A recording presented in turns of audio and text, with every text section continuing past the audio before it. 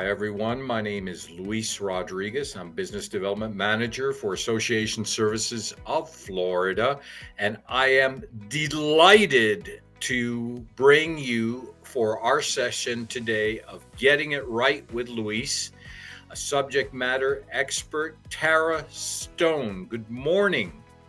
Good morning, Louise. Thank you so much for having me. I'm very glad to have you, Tara. Tell me a little bit about what you do and about your company. Excellent. My name's Tara Stone. I'm the Chief Growth Officer for Stone Building Solutions. We are a full service engineering firm that focuses on helping condominiums specifically. My background is insurance. We did that for 25 years, specifically helping insurance companies. And after the collapse and the tragedy of the Champagne Towers, that's when we realized that our condominiums needed more. So we started providing engineering and reserves and appraisal services for condominiums to keep the information clear, concise, consistent, and to really help our condos transition in this new world way of condo living. So, for those who are uninitiated, um, what is a reserve study and why is it important? It's a budgetary tool for associations. Associations, they're big money businesses, right? And there's so many parts of a community that you might not think of as a board. So as a reserve professional, we come out and do a full analysis of the property and put together a budget.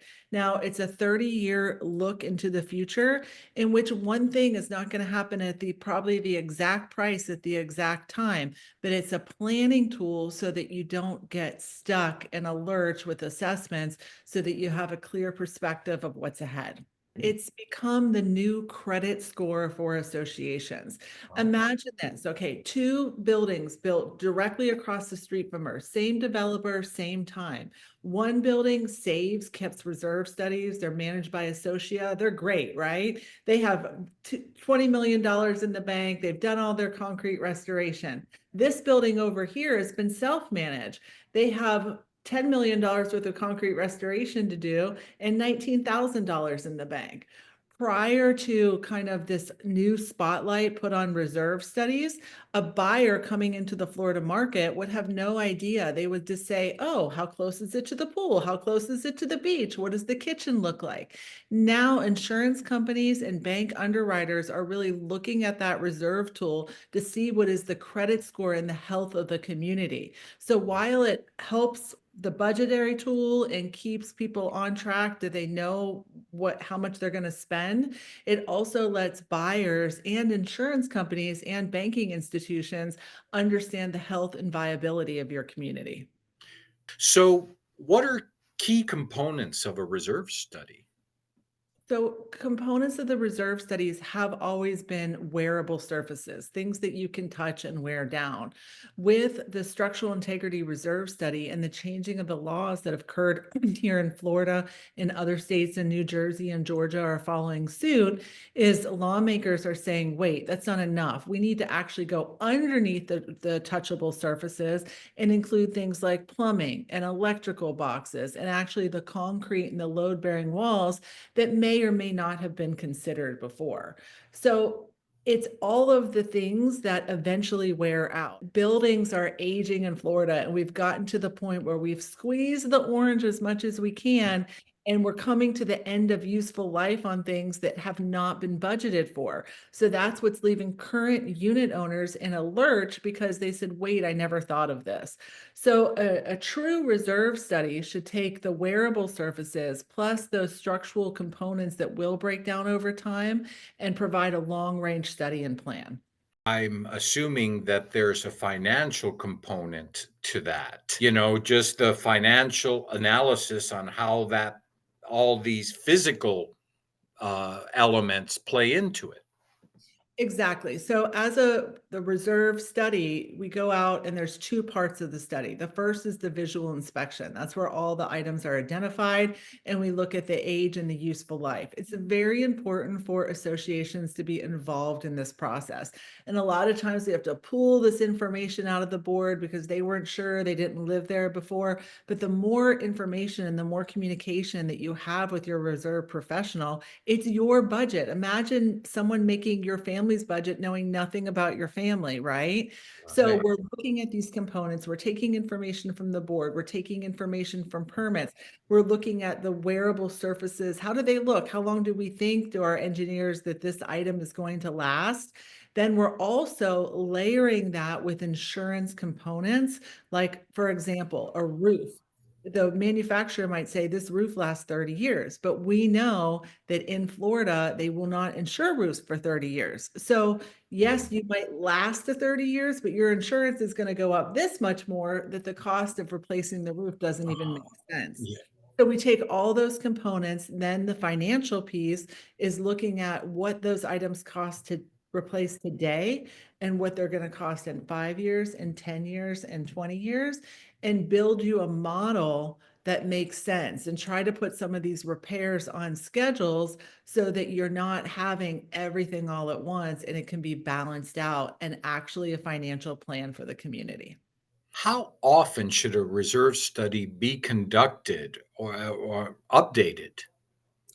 So there are no laws in Florida regarding traditional reserve studies, how they are, when they should be done. Many of it is document dependent on what the community documents say or not at all. Kind of the old method of looking at that was typically every 3 years. Now, because there's so much of a focus with the insurance and the banking on reserves, we're suggesting that you work with your reserve professional and update that yearly, because before, where it was being looked at and maybe putting away in a file drawer or in a Google Drive, Mm. now that is an active living document. And the more the boards become engaged with their reserve professional and have those yearly meetings, the better off they're going to be in a clearer understanding of the picture. So I know most of your clients do that, where they're updating them yearly or every 3 years, and that's why they're in better financial shape and not really thrown off kilter with these new laws than other associations that really haven't had those best practices.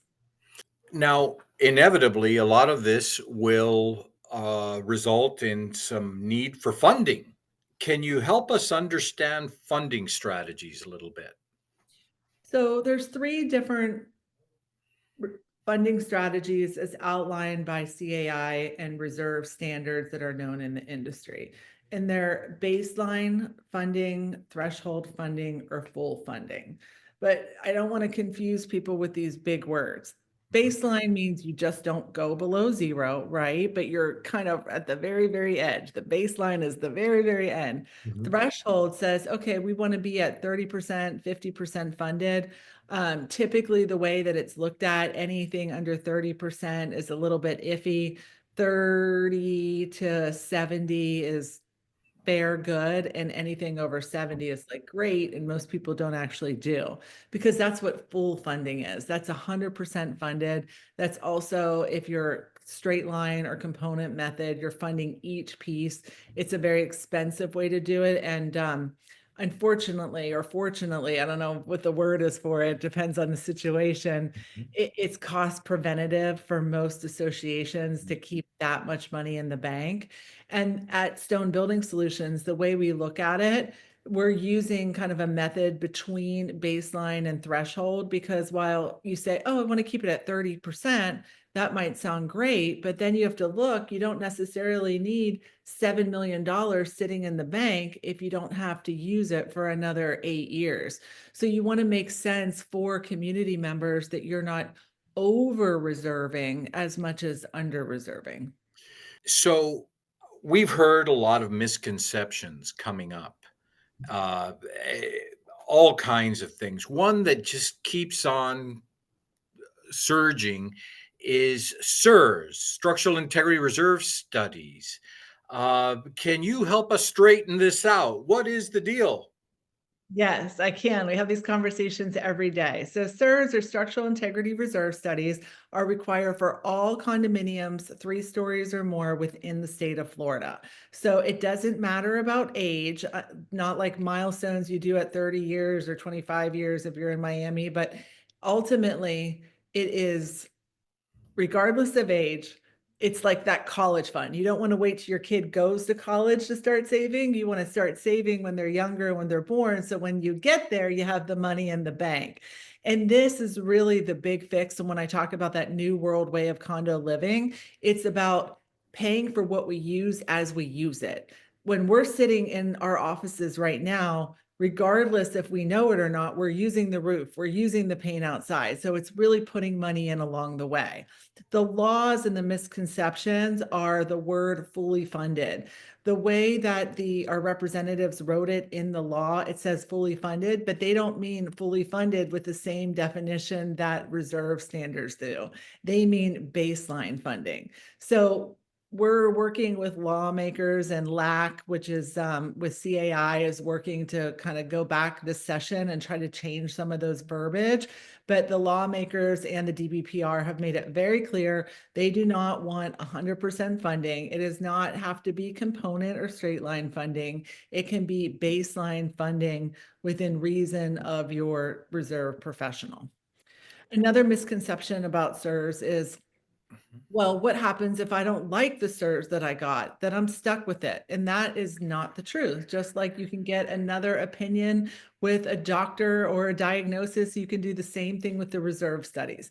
Any community has the right to go to another reserve professional to work it out again and to kind of see if this is someone that they have a better fit and a mix for. Because again, just like I talked about earlier, it's a budget and the board really needs to be involved and with a vendor that has that back and forth to try to make a budget. A lot of this is, we're getting everybody in with this new world way of reserving, and we got to just take it step by step until we get there. And it's going to be difficult these next 3 to 5 years. But once we get over that hump, it's going to be so much better because the money is going to be in the bank to do preventative maintenance, which is 30 times less than the cost of corrective maintenance.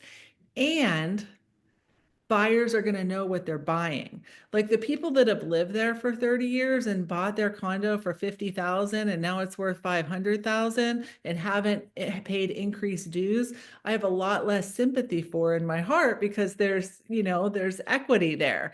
But it's hard for when someone, and it's a lot of elderly or single, the first time home buyers that are buying condos, and they bought it 1 or 2 years ago thinking it's going to be X dollars, and now they're paying for corrections for the past 30 years. So we don't want that to happen to anyone else moving forward. So I'm gathering from what you're discussing that across the board, the role of a reserve study in budgeting cannot be overstated. You said it. So what happens when you underfund? That's a very good question. I'm glad you asked because that's also a misperception. If you have a traditional reserve study, the way that the new laws came down, that you have the right to underfund if you want to. But the difference now is that the law requires a vote of the membership, and it's no longer the people in the room. So forever in Florida, the 10 people that showed up at the annual meeting for budgeting, if they said, no, we want to waive the reserves this year, fine, waive the reserves. That sounds good. They send the memo out, reserves didn't go up, everybody's happy, and we just keep moving on. It's not a problem until later down the road, there's a problem. Now, what the law says is you must present a fully funded budget, and that the board, as long as you're not a 3-story more condo for structural items, has the ability to waive some or all of the components with a membership vote, meaning 51%. Now, on the flip side, if you have a structural integrity reserve study starting in January 1st, 2026, you are required to fully fund whatever that study says. So it's so important that you're working with a reserve professional to get, you might not like it, but at least you understand it and it makes sense and there's no kind of other ways around it. People says, what happens? Like, what are they going to do to me? Right? We underfunded. We're not funding our service. What are they going to do? Okay, you're right. There's no condo police that's going to come lock you guys up. Like technically, I guess the DBPR can, but they're like, we'll call you back in 6 months from now. Like it's a government organization. It moves very slow. But the regulators and who is going to be putting the squeeze on associations is that insurance and banking component, because you're going to go to try to renew your insurance, and it's not even just the property piece, even now the liability piece with the directors and officers policy. They don't want to be exposed to possible litigation because you're not following the laws in Florida. And then, okay, Sally over in 5B, she is moving to Michigan. Her daughter just had a baby. She gets a contract on her condo. Great. I'm moving to Michigan, sold my condo for $400,000. The law says that the buyer has the right to basically withdraw out of that contract anytime before closing if they don't comply with the disclosure documentations, which is the structural integrity reserve study. So if you don't do those things, you can think you can have a unit owner that thinks they're under contract and the whole thing falls apart because of underwriting from the bank. So now it's the parade of horribles. They come back across the board. So while there's no condo police that's going to come arrest you, those insurance and banking pressures are going to make sure that you are compliant. So it'll affect the saleability of units.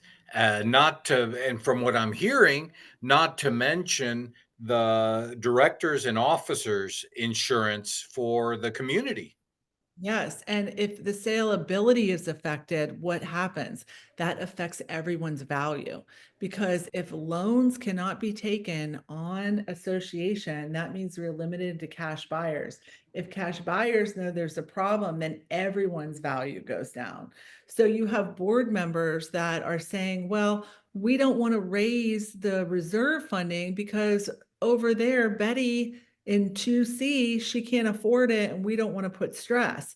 So what happens then that everyone in the community has to be willing to have their values drop dramatically because the units wouldn't be able to be funded. So it's difficult conversations and why it's so important to work with a reserve company like Stone Building Solutions that actually kind of shows the clear picture of this is what needs to be done and this is why. Because many times when unit owners understand the why and the board is empowered with the why, just like Associates having these nice webinars that you're funding today, it makes it easier because when people are just push things on and they don't understand the why behind it, they're less receptive.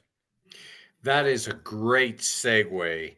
Let's talk a minute about selecting a reserve study provider. What should boards look for in a qualified reserve study professional? So you want to look that they're involved in CAI. I think that's really important for Community Association Institute. You can look at their reviews online.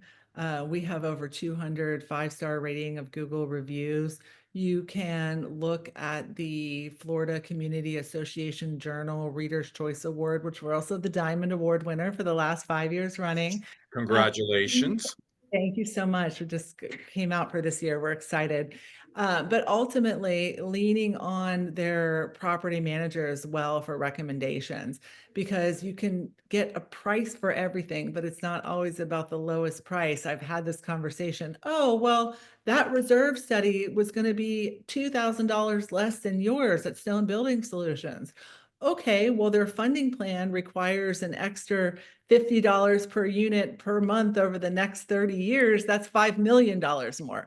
So is there really a savings there? So you have to look at the big picture in terms of a reserve professional that specializes within condominiums in this arena and that's willing to work with you to develop a budget.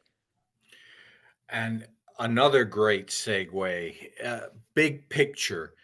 Help me understand some trends that are arising, like how is inflation, supply chain issues, climate change, how are all of these kind of things or innovations affecting reserve planning?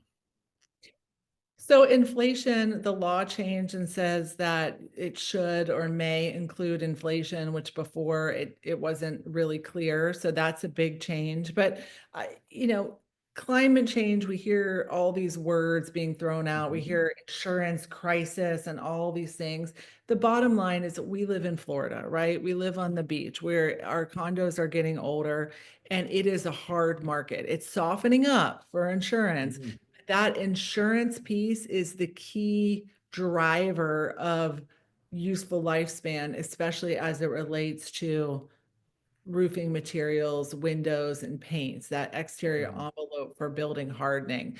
Because a lot of times where associations believe that they're saving by not doing something or extending the life, they're paying so much more in insurance that it just doesn't make sense. And unless you have professionals that can actually review these dollars and cents on paper to show them this isn't a saving by delaying the roof 5 years because you're paying so much more in premium, they just don't know, right? Because Mhm. operates very differently than a single family home. Great, great insight.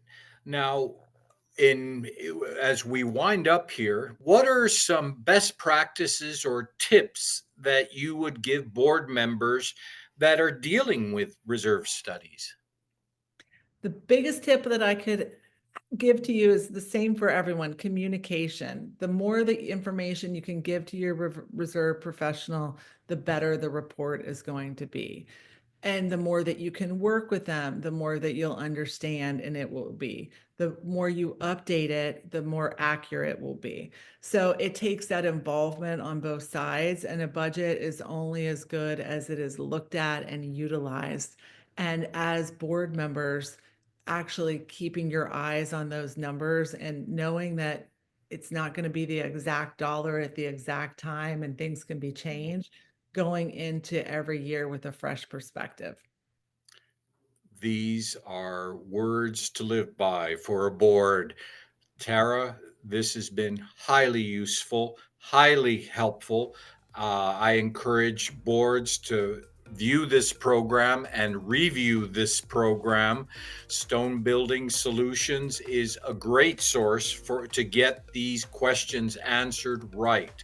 Thanks again, Tara, for your time, and we look forward to participating in more events with you in the future. Absolutely. If your communities would like to reach out, we can be found at stoneBLDG.com, short for building. We provide full service engineering. That means if you see a project in your reserve that needs to be done, we can write the RFP and do the construction monitoring, structural integrity reserve studies, regular reserve studies, and then your assurance valuation appraisals every 3 years, and wind mitigation reports if you need them. So we are the one-stop shop for your reporting and engineering. Thank you so much for having me today. Thank you, Tara and Luis Rodriguez with Association Services of Florida, inviting you to join us again and reach out to Tara for your reserve study and engineering questions. Thanks again, Tara.